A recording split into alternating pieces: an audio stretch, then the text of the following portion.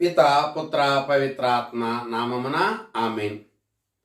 మన రక్షకుడైన యేసుక్రీస్తు నామమున మీ అందరికీ శుభములు.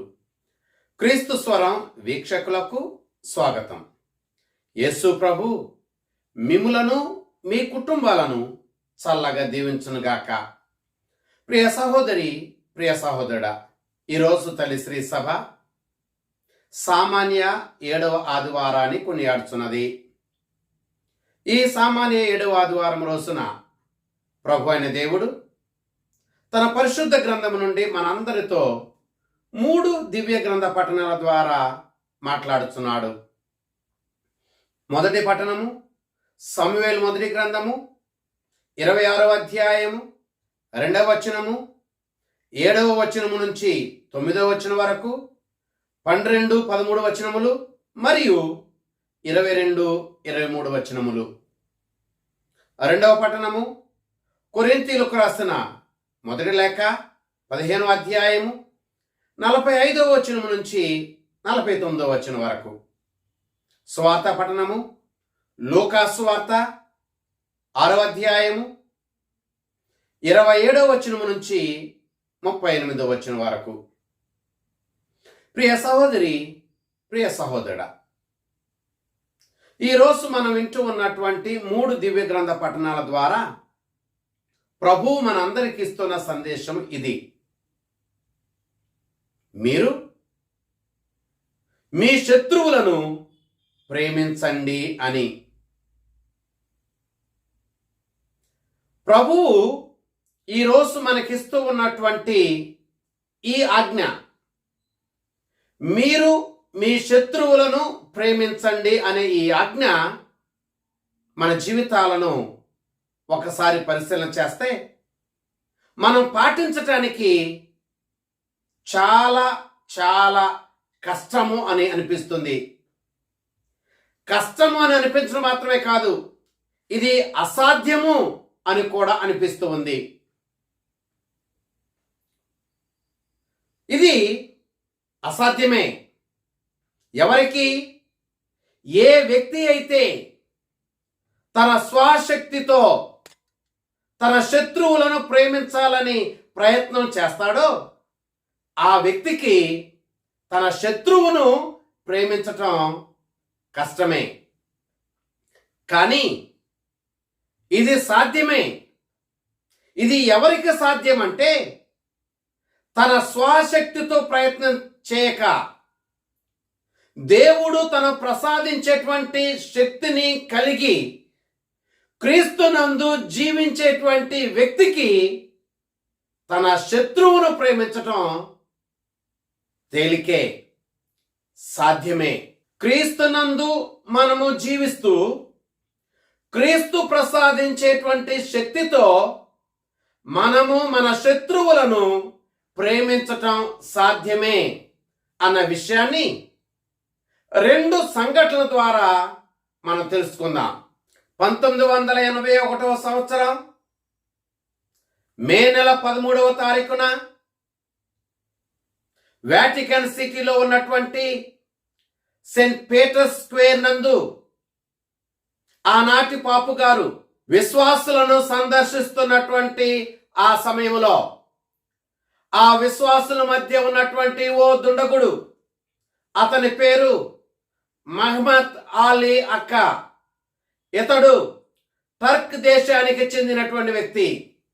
ఈ వ్యక్తి విశ్వాసుల మధ్యన ఉండి తన యొక్క గన్ తీసుకుని విశ్వాసులను సందర్శిస్తున్నటువంటి 2వ జాన్ పాల్ పాపు గారి యొక్క ఛాతీలో కాల్చాడు. బుల్లెట్ దిగగానే 2వ జాన్ పాల్ పాపు గారు అక్కడికక్కడే కుప్పకూలిపోయారు. అక్కడ ఉన్నటువంటి భద్రతా సిబ్బంది ఆ దుండగుడు మహమ్మద్ అలీ అక్కాను పట్టి బంధించారు. తర్వాత ఇటాలియన్ కోర్ట్ ఆ దుండగునికి యావజ్జీవ కారాగార శిక్షను విధించింది. ఆసుపత్రిలో చికిత్స పొందుతున్నటువంటి 2వ జాన్ పాల్ పాప్ గారు ఇలా అన్నారు: నా సోదరుడు మహమ్మద్ అలీ అక్క కొరకు ప్రార్థన చేయండి అని ప్రపంచాన్ని కోరాడు. రెండవ జాన్ పాల్ పాప్ గారు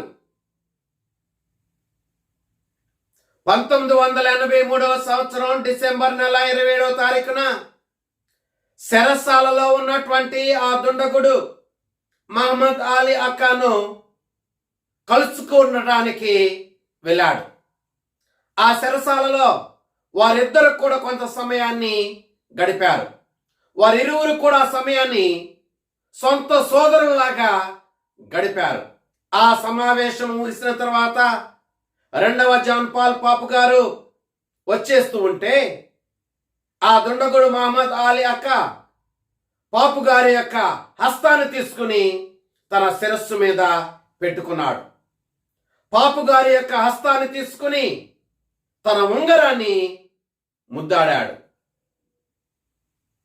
తర్వాత రెండవ జాన్ పాల్ పాపు గారు తనను చంపటానికి ప్రయత్నం చేసినటువంటి ఆ దుండగుణ్ణి ప్రేమిస్తూ క్షమిస్తున్నాను అని చెప్పాడు. తాను ప్రేమిస్తూ క్షమిస్తున్నానని రుజువు చేయటానికి ఆ ఇటాలియన్ దేశపు ప్రెసిడెంట్ని తాను అభ్యర్థించాడు. పాపు గారు అభ్యర్థించినట్లుగానే ఇటాలియన్ ప్రెసిడెంట్ ఆ వ్యక్తికి క్షమాభిక్ష పెట్టాడు. తర్వాత 2007వ సంవత్సరంలో ఈ మహమ్మద్ అలీ అక్క మారు మనసు పొంది రోమన్ కథోలిక సంఘస్థుడిగా తన క్రైస్తవ జీవితాన్ని ప్రారంభించాడు.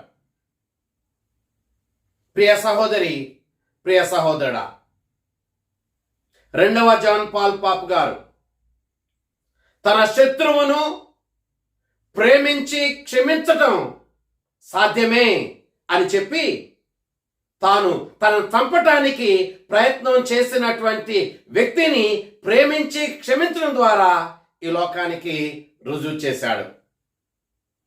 రెండవ సంఘటన కూడా మనం తెలుసుకుందాం. ఈరోజు మనం చదువుకున్నటువంటి మొదటి పట్టణంలో దావీదు గొలియాతును చంపిన తర్వాత దావీదు పైన సౌలు రాజుకి అసూయ కలిగింది. ఆనాటి నుండి సౌలు రాజు దావీదును చంపటానికి ప్రయత్నాలు ప్రారంభించాడు. ఒక రోజున సౌలు రాజు ఆదమరిసి నిద్రిస్తున్న సమయంలో ఈ దావీదుకి తన మేనల్లుడైనటువంటి అబీషాయికి సౌలు రాజు కనిపించాడు. అబీషాయి దావీదుతో ఇలా అంటున్నాడు, దేవుడే నీ శత్రువును నీ చేతికి చిక్కే విధంగా చేశాడు. తన శిరస్సు ప్రక్కన ఉన్నటువంటి ఆ ఈటును తీసుకుని ఒక్క పోటు పొడిస్తే చాలు, ఇక బ్రతకడు, చస్తాడు అని చెప్పినప్పటికీ దావీదు ఇలా అంటున్నాడు, సౌలు దేవుని చేత అభిషేకించబడిన వ్యక్తి. ఈ అభిషక్తుని మనం చంపటం మంచిది కాదు. ఈ అభిషక్తుని చంపటం మనకు పాపము అని చెప్పి తనను చంపటానికి ప్రయత్నం చేస్తూ ఉన్నటువంటి ఈ సౌలు రాజును ప్రేమించి క్షమించి దయచూపి దావీదు వదిలివేశాడు. ప్రియ సహోదరి, ప్రియ సహోదరుడా, ఈ రెండో సంఘటనలో కూడా దావీదు తన శత్రువుని ప్రేమించి క్షమించడం అనేది సాధ్యమే అని తన జీవితంలో రుజువు చేశాడు. ఈరోజు పరిశుద్ధ గ్రంథం మన శత్రువులను ప్రేమించడం గూర్చి ఏమి చెబుతుందో కొన్ని విషయాలను మనం తెలుసుకుందాం. నెంబర్ 1, రోమీలకు రాసిన లేఖ 12వ అధ్యాయము 20వ వచనములో పునీత పౌలు గారు ఇలా అంటున్నారు, నీ శత్రువు ఆకలి కొని ఉన్నచో అన్నము పెట్టుము, నీ శత్రువు దప్పిక కొని ఉన్నచో దాహము తీర్చుము, నీవు ఇట్లు చేయటం వలన వారికి సిగ్గు కలుగునట్లు చేసేదవు అని. అనగా మన శత్రువుకి అన్నం పెట్టేవారిగా, దప్పిక తీర్చేవారిగా మనం ప్రయత్నం చేస్తే మనము వారిని ప్రేమించగలుగుతాం. మన శత్రువు పట్ల పగ తీర్చుకోక మంచి చేసేవారిగా మనం ఉండాలి అని మనకి తెలియజేస్తుంది. నెంబర్ 2, ఎఫెసీయులకు రాసిన లేఖ 4వ అధ్యాయం 32వ వచనంలో పునీత పౌలు గారు ఇలా అంటున్నారు: పగకు బదులుగా దయను, మృదుత్వమును ప్రదర్శించండి. క్రీస్తు మిమ్ములను ఎట్లు క్షమించెనో మీరును ఒకరినొకరు అట్లే క్షమించుకొనండి అని. మనం పగ తీర్చుకోక దయను, మృదుత్వాన్ని మన శత్రువుల పట్ల చూపించాలి అని పరిశుద్ధ గ్రంథం మనల్ని కోరుతుంది. నెంబర్ 3, కొలస్సీలకు రాసిన లేఖ 3వ అధ్యాయం 13వ వచనములో పునీత పౌలు గారు ఇలా అంటున్నాడు: ఎవరైనా మరొకరి పట్ల ఏదైనా మనస్పర్ధ కలిగి ఉన్నచో ఒకరి పట్ల ఒకరు సహనము చూపిస్తూ క్షమించుకొనండి. క్రీస్తు మిమ్ములను ఎట్లు క్షమించెనో మీరు కూడా ఒకరినొకరు అట్లే క్షమించుకొనండి అని. అనగా మన శత్రువుల పట్ల పగ తీర్చుకునే వారిగా కాక మన శత్రువుల పట్ల సహనాన్ని చూపిస్తూ, మన శత్రువులను ప్రేమిస్తూ, మన శత్రువులను క్షమించే వారిగా మనం జీవించాలి అని పరిశుద్ధ గ్రంథం మన నుండి కోరుకుంటుంది. నెంబర్ 4, సామెతల గ్రంథము 25వ అధ్యాయము 21వ వచనములో నీ శత్రువు ఆకలి కొని ఉన్నచో అన్నము పెట్టుము, నీ శత్రువు దప్పిక కొని ఉన్నచో దాహం తీర్చుము. నీవు అట్లు చేయటం వలన వారికి అవమానము కలిగినట్లు చేసేదవు. నీవు అట్లు చేయటం వలన దేవుడు నిన్ను బహుకరించును అని. అనగా మన శత్రువుకి మంచి చేసేవారిగా, మన శత్రువుకి మేలు చేసేవారిగా మనం ఉండాలే తప్ప పగ తీర్చుకునే వారిగా మనం ఉండకూడదని, మేలు చేసేవారిని, మంచి చేసేవారిని దేవుడు దీవిస్తాడు అని, బహుకరిస్తాడు అని పరిశుద్ధ గ్రంథం మనకు తెలియజేస్తుంది. నెంబర్ 5, పేతురు గారు రాసిన మొదటి లేఖ 3వ అధ్యాయం 9వ వచనములో పునీత పేతురు గారు ఇలా అంటున్నారు: కీడుకు కీడు, దోషణకు దోషణ చేయక దానికి బదులుగా మీరు మీ శత్రువులను ఆశీర్వదించండి అని. అనగా ప్రతీకారము తీర్చుకునే వారిగా కాక, పగ తీర్చుకునే వారిగా కాక, మేలు చేసేవారిగా, మంచి చేసేవారిగా, ఆశీర్వదించే వారిగా మన జీవితం సాగాలి అని పరిశుద్ధ గ్రంథం మన నుండి కోరుకుంటుంది. కనుక ఈ 5 వచనాలు మనకు నేర్పించేది ఒకటే: మనము పగ తీర్చుకునే వారిగా కాక, ప్రతీకారాన్ని తీర్చుకునే వారిగా కాక, మన శత్రువులను ప్రేమించు వారిగా మన క్రైస్తవ జీవితం సాగాలి అని ప్రభువు మన నుండి కోరుకుంటున్నాడు. ప్రియ సహోదరి, ప్రియ సహోదరుడా, మనము ఇప్పుడు నీ శత్రువును ప్రేమింపుము అన్న అంశం గురించి ధ్యానం చేస్తున్నప్పుడు అసలుకి నా శత్రువు ఎవరో అనే ప్రశ్న కూడా మనకు రావచ్చు. ఈనాటి సువార్త పట్టణమే మన శత్రువు ఎవరో మనకు చాలా స్పష్టంగా చెబుతుంది. నెంబర్ 1, మనలను దూషించేవారు. నెంబర్ 2, మనలను ద్వేషించేవారు. నెంబర్ 3, మనలను హింసించేవారు. నెంబర్ 4, మనలను చెంపపై కొట్టేవారు. నెంబర్ 5, మన పై బట్టను తీసుకుని వెళ్ళిపోయేవారు, మన పేరును చెడగొట్టేవారు అని చెప్పి మనం నేటి స్వార్థలో వింటూ ఉన్నాం. ఈ శత్రువులు మన కుటుంబంలోనే ఉండొచ్చు. ఈ శత్రువులు మన క్రైస్తవ సంఘములోనే ఉండొచ్చు.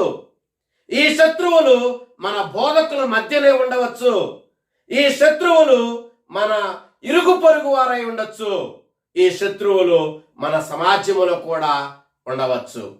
మత్తయి సువార్త 10:36 మనం వింటున్నట్లుగా కుమారునికి తండ్రి, తండ్రికి కుమారుడు, కుమార్తె తల్లికి, తల్లి కుమార్తెకు, అత్త కోడలికి, కోడలు అత్తకి శత్రువులుగా మారవచ్చు. కనుక మనము మన ఇంటిలో ఉన్నటువంటి మన శత్రువులని మనం ప్రేమించాలి.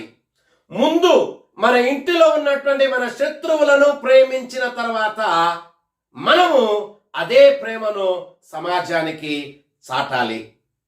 కనుక మన ఇంటిలో ఉన్నటువంటి మన శత్రువుల్ని మనము ప్రేమించగలుగుతున్నామా, ప్రేమించడానికి ప్రయత్నం చేస్తున్నామా అన్న ప్రశ్న వేసుకోవాలి.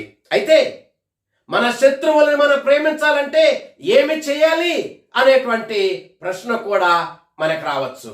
ఈ ప్రశ్నకి యేసు ప్రభు మన శత్రువులను 3 విధానాల ద్వారా ప్రేమించవచ్చు అని తెలియజేస్తూ ఉన్నాడు. నెంబర్ 1, మిమ్ములను ద్వేషించు వారికి మేలు చేయండి అని అంటున్నాడు. నెంబర్ 2, మిమ్ములను శపించు వారిని ఆశీర్వదించండి అని అంటున్నాడు. నెంబర్ 3, మిమ్ములను బాధించు వారి కొరకు ప్రార్థన చేయండి అని అంటున్నాడు. కనుక ఈ 3 విధానాల గురించి కాసేపు మనం ధ్యానం చేద్దాం. నెంబర్ 1, మనము మన శత్రువులకు మేలు చేయాలి. మిమ్ములను ద్వేషించు వారికి మేలు చేయండి అని ప్రభు అంటున్నారు. ఈ రోజు మనం విన్నటువంటి మొదటి పట్టణంలో దావీదును ద్వేషించినటువంటి సౌలు రాజును ఆయన ప్రేమించి కీడు చేయటానికి బదులుగా మేలు చేశాడు. తనకు హాని చేయకుండా, ప్రాణాన్ని తీసుకోకుండా క్షేమముగా సౌలు రాజును వదిలివేశాడు. ప్రియ సహోదరి, ప్రియ సహోదరుడా, మనము కూడా మన శత్రువుల పట్ల ఎలా ఉంటున్నాం? పగ తీర్చుకోవటానికి ప్రయత్నం చేస్తున్నామా? కక్ష తీర్చుకోవటానికి ప్రయత్నం చేస్తున్నామా?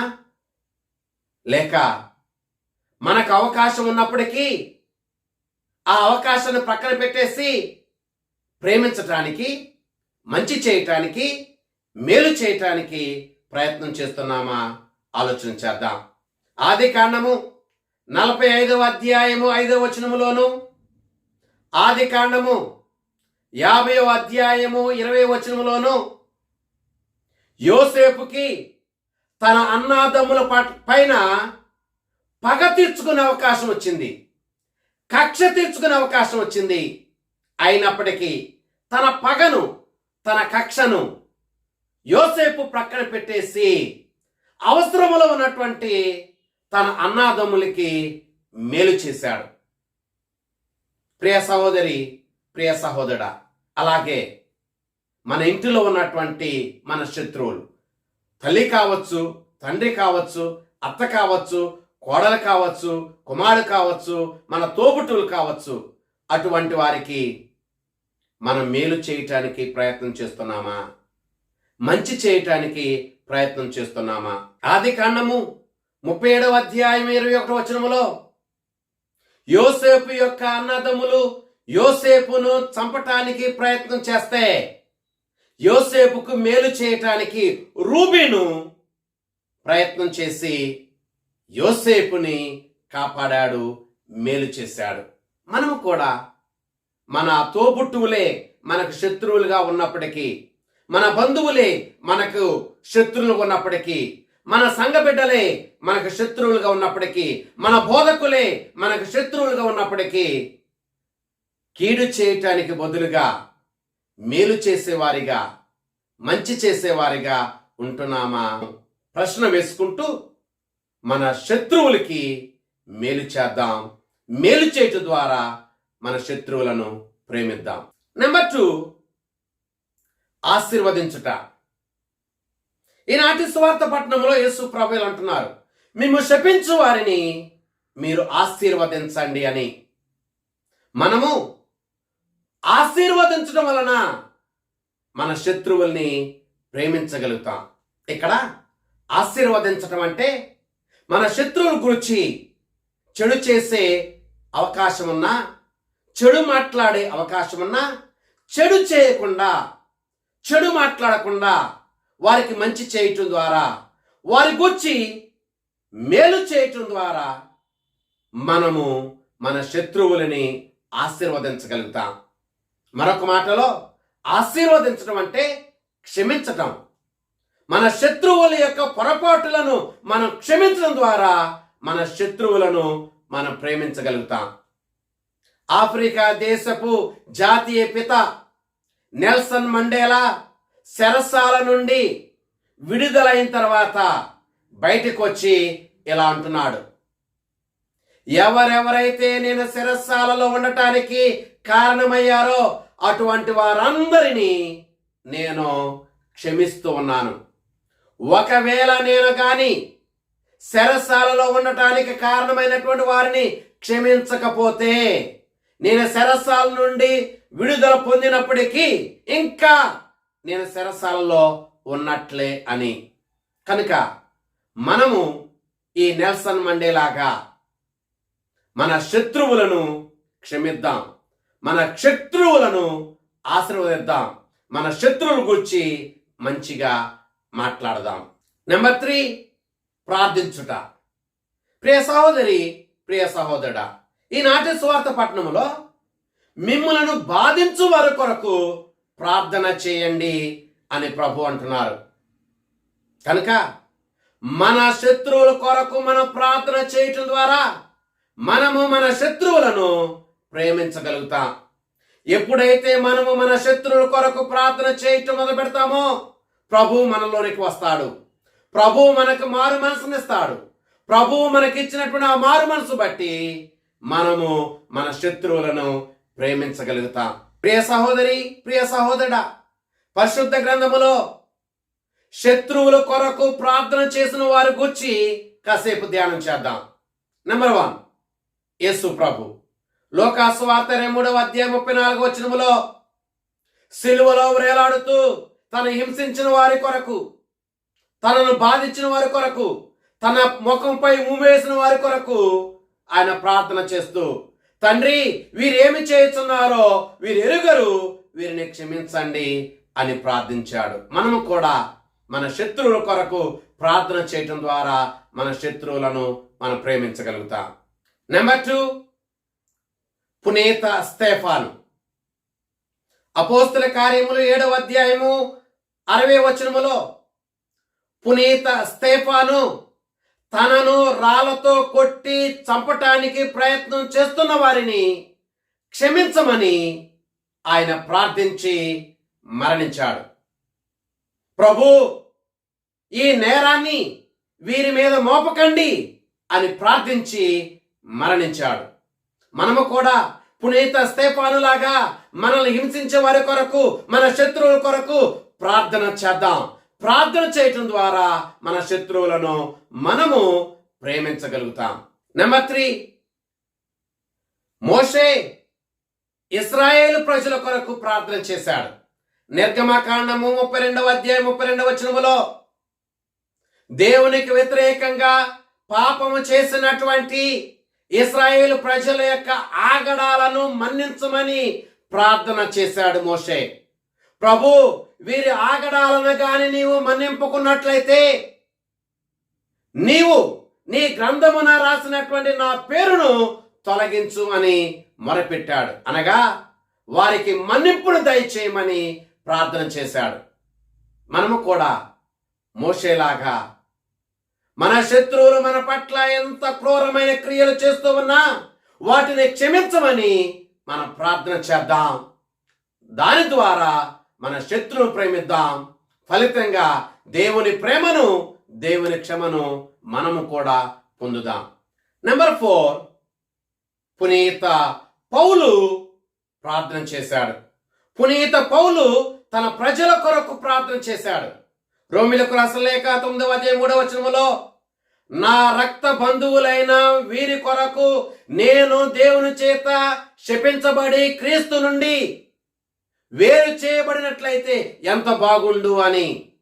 అనగా తన యొక్క ప్రజలను మన్నించమని, వారి తప్పిదాలను క్షమించమని తన ప్రజల కొరకు పునీత పౌలు ప్రార్థన చేశాడు. అలాగే మనము కూడా మన శత్రువుల కొరకు ప్రార్థన చేద్దాం. మన శత్రువుల కొరకు ప్రార్థన చేయటం ద్వారా మన శత్రువులను ప్రేమిద్దాం. ఫలితంగా ప్రభుని ప్రేమను, ప్రభుని క్షమను పొందుదాం. ప్రియ సహోదరి, ప్రియ సహోదరుడా, మన శత్రువులను మనం ప్రేమించటం సాధ్యమే. సాధ్యము కాబట్టే ప్రభు మనకి ఆజ్ఞ ఇచ్చాడు. ప్రభు ఇచ్చిన ఈ ఆజ్ఞను మన క్రైస్తవ జీవితంలో పాటిస్తూ ప్రభుకి ప్రియమైన బిడ్డలుగా జీవిద్దాం. ఆ ప్రభువు మనందరినీ చల్లగా దీవించునుగాక. ఆమేన్. పిత, పుత్ర, పవిత్రాత్మ నామమున ఆమేన్.